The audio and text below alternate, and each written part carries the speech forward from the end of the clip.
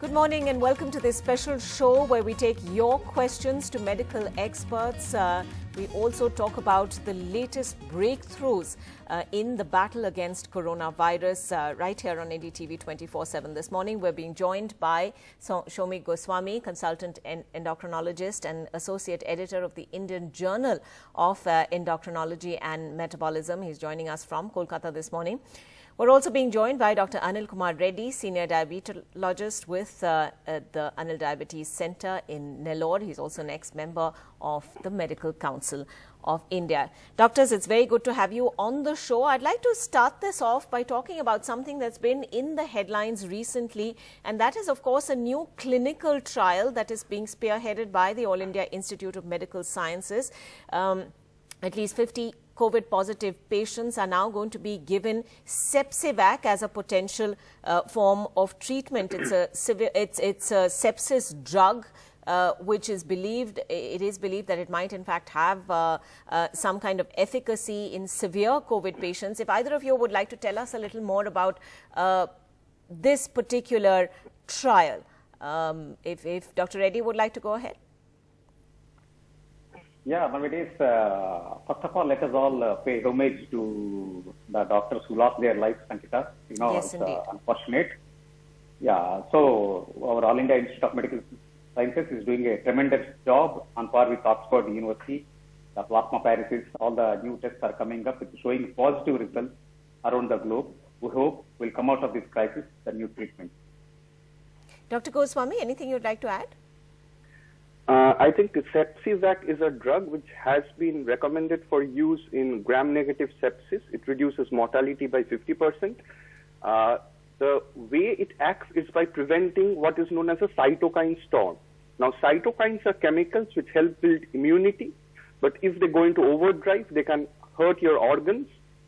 So a trial has been planned, and it's produced by an Indian pharmaceutical company, where Sepsivac, which is in fact a type of mycobacterium, could help build a good type of immunity and prevent a bad type of immune response.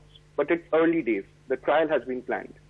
Yes, indeed. Early days, and therefore all of this perhaps needs to be treated with some amount of caution. We'll open this up to our first caller this morning.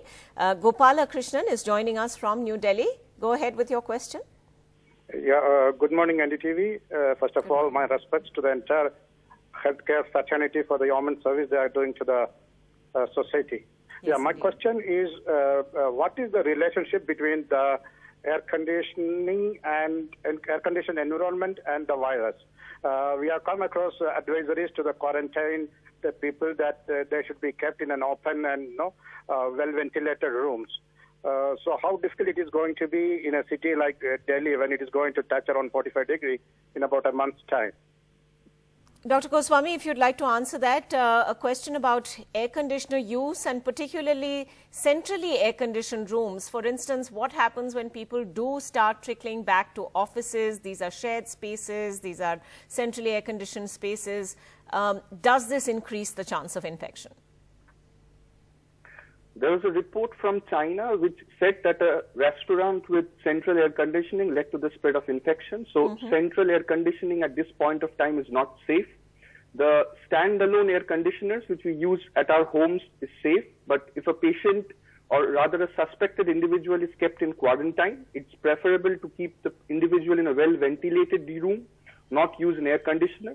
And of course, if someone is a known COVID-19 patient, in that case, there's something called a negative pressure room, which is a special sort of air conditioning. Dr. Reddy, anything you'd like to add to that? Yes, we all know that government has taken precautions to close the air-conditioned malls, air-conditioned theaters. It's better, when the temperature goes high, the humidity goes high, the virus will fall down automatically. Yeah. It's better to keep the doors open and avoid air conditioners as much as possible. It's my personal opinion. Well, that is certainly going to be a challenge going ahead, particularly in the north where temperatures are already rising quite rapidly. But indeed, that is the medical advice right now, so people would be asked to pay heed to that. Let's also go across now to one more caller. We have Ganesh Rao, I believe, with us. All right, we'll try and dial him back in just a moment. But I do want to ask you, Dr. Goswami, about a few more of the medical breakthroughs in a sense that we've talked about. What about convalescent plasma therapy? We've recently heard of a case in Delhi where it seems as though a 49-year-old patient seemed to have recovered after he was given plasma therapy. Doctors, of course, cautioning there as well that it's not some kind of magic bullet. Other treatment was also given to him. But is there some amount of research that would indicate that plasma therapy is actually working? Convalescent plasma therapy is something which is not new to medicine. It has been used for the last 100 years. The basic concept here is that you take ready-made antibodies from a person who is already infected earlier and infuse it into a person who has not built up these antibodies sufficiently. So in severely ill patients, there are anecdotal reports, including one from our country, where it could be beneficial. But again, there are challenges because it's costly. It takes a huge amount of effort to extract antibodies. So it's difficult to produce them on a mass scale. But yes, in certain cases, there could be promise of use of convalescent plasma. All right. Dr. Reddy, do give us any specific advice that you would have, particularly for those who have underlying conditions. For instance, diabetes. Is there anything in particular that you would advise them? Yes, we all know that India is the diabetes capital of the world. We have more than 10 to 15% urban population. They have diabetes. Unfortunately, diabetes is, in the state for slight immunosuppression. So people with diabetes especially take care because they are restricted to home quarantine or isolated state or in the house, not going for jogging, not doing any exercise. Right. Because of this, many calls are coming because especially Ankita, the diabetic patients are in a panic mode. The stress levels are lead to higher dosage of users of insulin as well as metformin, all these things. And also they must take care of their feet because they are frequently washing their feet and the moisture leads to foot infection. That care has to be taken by all Indian diabetes officers. All right. Important guidelines there. Dr. Goswami, anything you'd like to add to that? Nothing, just the fact that if you have diabetes, you are more prone to develop complications from the disease. Right. So you should be doubly cautious, maintain the usual precautions so that you do not contract it in the first place. All right. We have another caller. Ganesh Rao is with us from Nasik this morning. Ganesh, go ahead. Yeah, good morning, everybody. I just would like to know that are we trying with any other different kind of vaccines? Like we are experimenting with BCG, we are trying with hydroxychloroquine, or we are taking a plasma therapy. I just wanted to know that if this virus is originated from the bat, suppose there is a debate that it is either originated from lab or from bat. Suppose if it is originated from the bat, and suppose a bat bites a human, there is no known treatment for this treatment when the bat bites. So the only known treatment is the anti-rabies vaccine. So whether an anti-rabies vaccine can be administered to the coronavirus infected patient or not. All right. That's an interesting question. Dr. Goswami, would you like to take that? I think rabies and COVID-19 are different diseases. The mode of transmission is different.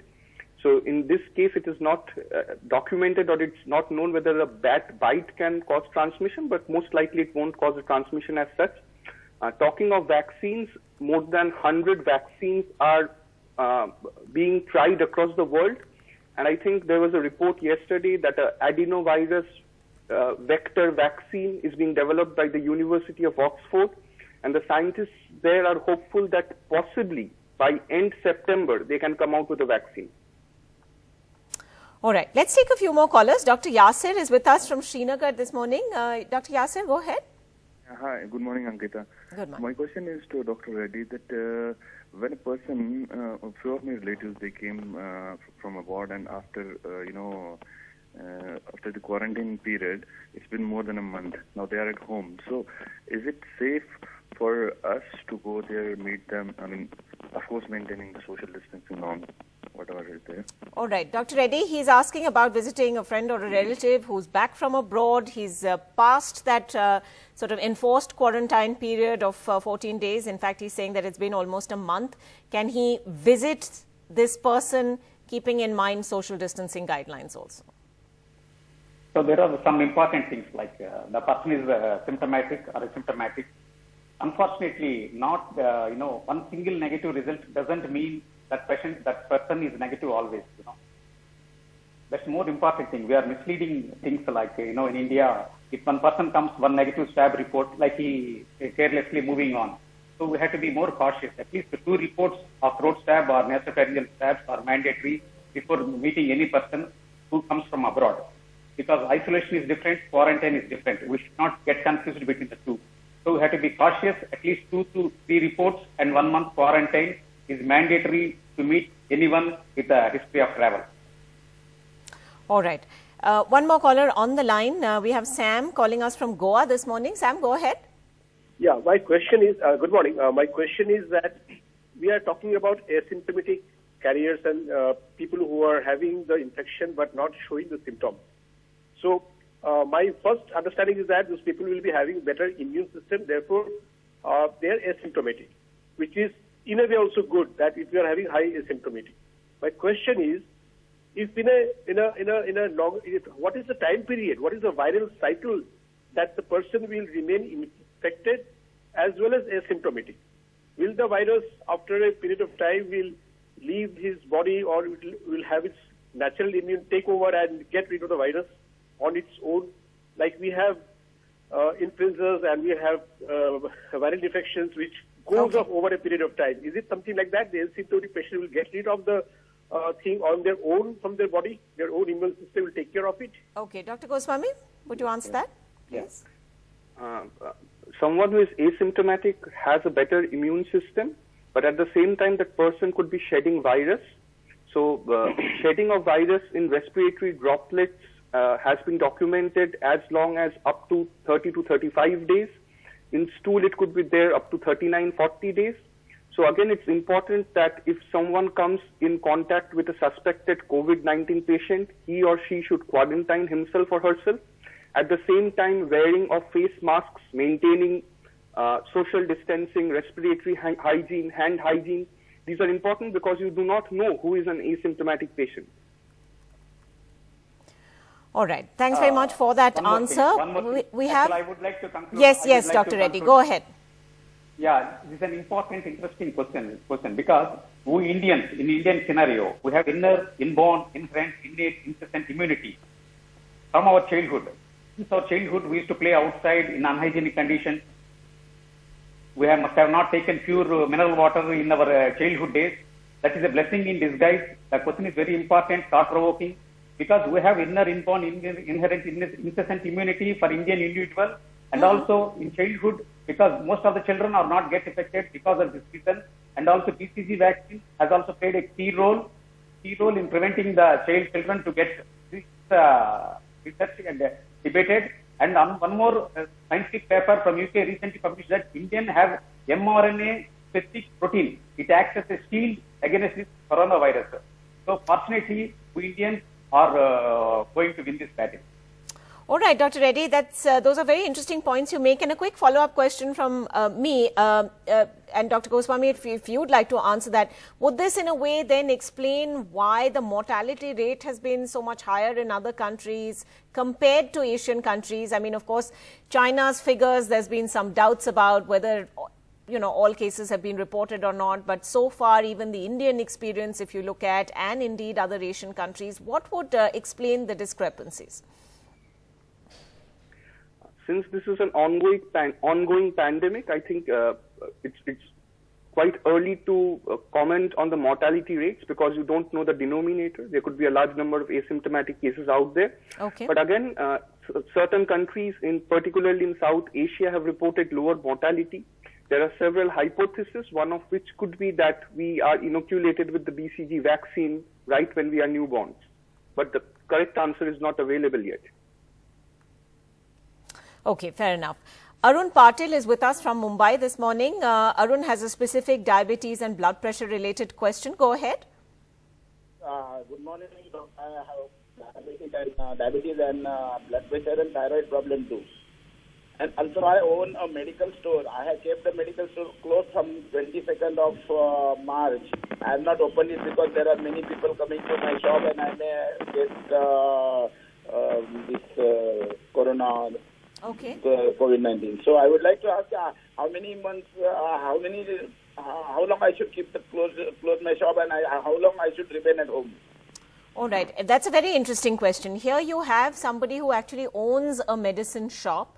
And it's very important, as we've kept hearing from all government authorities, that essential services be kept open, and medicine shops, of course, fall under that list. But he's talking about this from a personal viewpoint. He's saying he has diabetes, he has blood pressure, and he doesn't want to expose himself. Dr. Reddy, what advice would you give him? So naturally, diabetes and hypertension people are high risk of getting COVID. And these two diseases, along with thyroid, they have to take everyday meds, almost a BID dose, twice a day dose. But let them keep the medical stocks for 2 months. But in Andhra Pradesh, all the medical shops are getting opened in 6 hours. We don't have any problem under the dynamic leadership of our Sir, Dr. Jagan Mohan Reddy. The medical shops are open. Most of the medical shops are open from 8 to 12 noon. But I advise people in the rural areas at least store insulin. That's more important life-saving drug for all the diabetic patients, along with hypertension, diabetes tablets for insulin. They must keep 2 months reserve. That's always ideal. All right. Dr. Goswami, anything you'd like to share?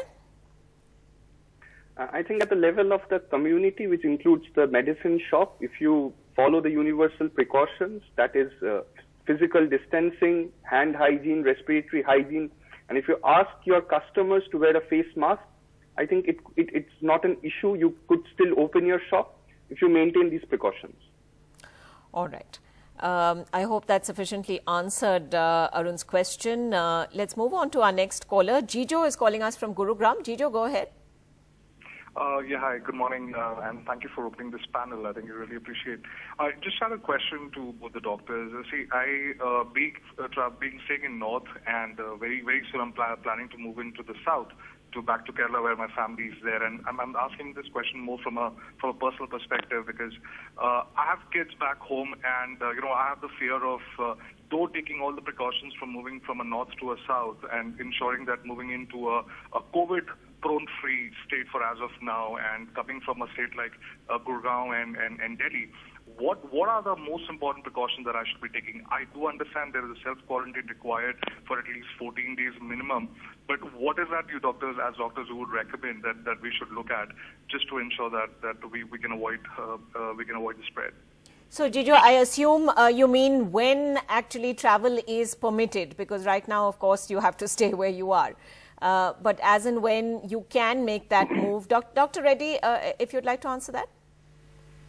Yes, you are going to God's own country, Kerala, the highest successful rate in controlling COVID, and you are fortunate going back to, because of the Ebola exposure, the Chief Minister of Kerala has controlled extremely nice the prevalence and incidence rate. The mortality rate in Kerala is very less, but without government permission, you better not take. You will end up in quarantine Kerala. So that's the most precaution. And we all know that personal hygiene and other things, we all pretty well know that, all the things. But we need not worry unless until government gives the permission, better not travel. And Kerala is the best place, and you have the nice climate, and you are fortunate going back to a nice place with less mortality rate. All right. There's a hurrah for Kerala there. But Raghuram is calling us from Hyderabad this morning. Raghuram, what's your question? Yeah, my question is the doctors, whether they have been properly having some knowledge when they are sending these people to the quarantine. Several people are there in quarantine. They are dumping in some areas, but proper care has not been taken care. What type of solution has been given by Dr. Reddy? I'm asking the question to Dr. Anil Reddy. What type of precautions to be taken care by the doctors and the police officers? Because they are sending all the people. Okay. Because suppose if anything goes wrong, whether they can get it or not, that is my question. All right. Raghuram has a very pertinent question, especially when a lot of health workers are testing positive. We've seen the highest number in Delhi, but also now Mumbai reporting many cases, other places also. What proper steps or what precautions do doctors, nurses, indeed policemen who are frontline workers at this time, what are the precautions they need to take? Dr. Reddy. So unfortunately, this COVID-19 is a symptomatic disease. And most of the people are not telling the truth. They are going into hibernation and not giving proper clinical history. So that's why most of the medical fraternity got confused whether to put them on quarantine, house isolation, hospitalization. And people are not at all cooperating when they are asked to stay in the hospital because they are, they are meeting together and making this nonsense. And the safest mask, especially the medical fraternity, should be provided, whether it is a paramedical worker, lab technician, N95 mask, for all the people who have come across Indian. That's more important because they are taking ordinary medical masks, unable to. Sometimes, the crowded all hospitals, novel virus and virus, so better understand the government capability. And all right. Dr. Reddy, I'm afraid we're losing audio with you. Dr. Goswami, if you would just like to sum that up for us in 20 seconds, extra precautions that frontline COVID workers need to take. The frontline COVID workers who are at risk of being exposed to a patient should wear the full personal protective equipment. For others who are working in the community, wearing a mask, maintaining social distancing, maintaining hand hygiene is what is important.